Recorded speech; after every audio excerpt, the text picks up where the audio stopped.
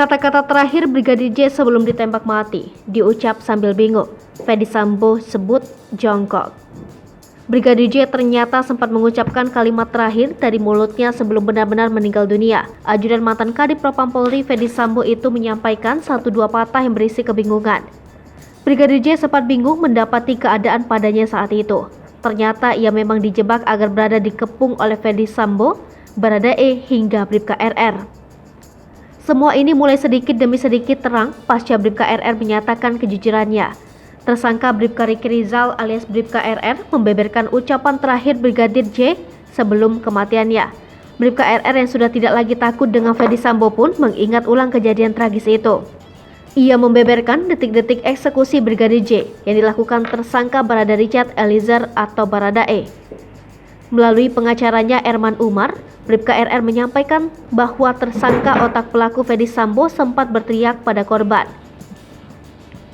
Seperti dikutip dari kanal Narasi Newsroom, Erman membacakan berita acara pemeriksaan yang berisi pengakuan Bribka RR. Sang klien membeberkan kejadian di rumah dinas Duren 3 Jakarta saat insiden terjadi pada Jumat 8 Juli 2022. Ketika memasuki ruangan, Bribka RR melihat Brigadir J sudah berhadapan dengan Ferdy Sambo dan Baradae. Ia kemudian mendengar Ferdy Sambo berseru memerintahkan korban untuk berjongkok. Setelah mendengar kalimat keras yang diucapkan Ferdy Sambo, Bribka RR kemudian menyebutkan apa yang diucap terakhir oleh Yosua. Ternyata Brigadir J tak serta-merta menuruti perintah atasannya dan justru berusaha melindungi diri. Kalimat yang disampaikan Brigadir J rupanya diucap sembari kebingungan. Brigadir J tanya apa yang terjadi. Sebelum kemudian timah panas menembus tubuhnya yang langsung mengakibatkan kematian. Dikutip Tribun Jatim dari tribunwow.com, Riki Rizal membongkar kurang lebih 10 poin kesaksian baru terkait kejadian Ferdy Sambo menembak Brigadir J.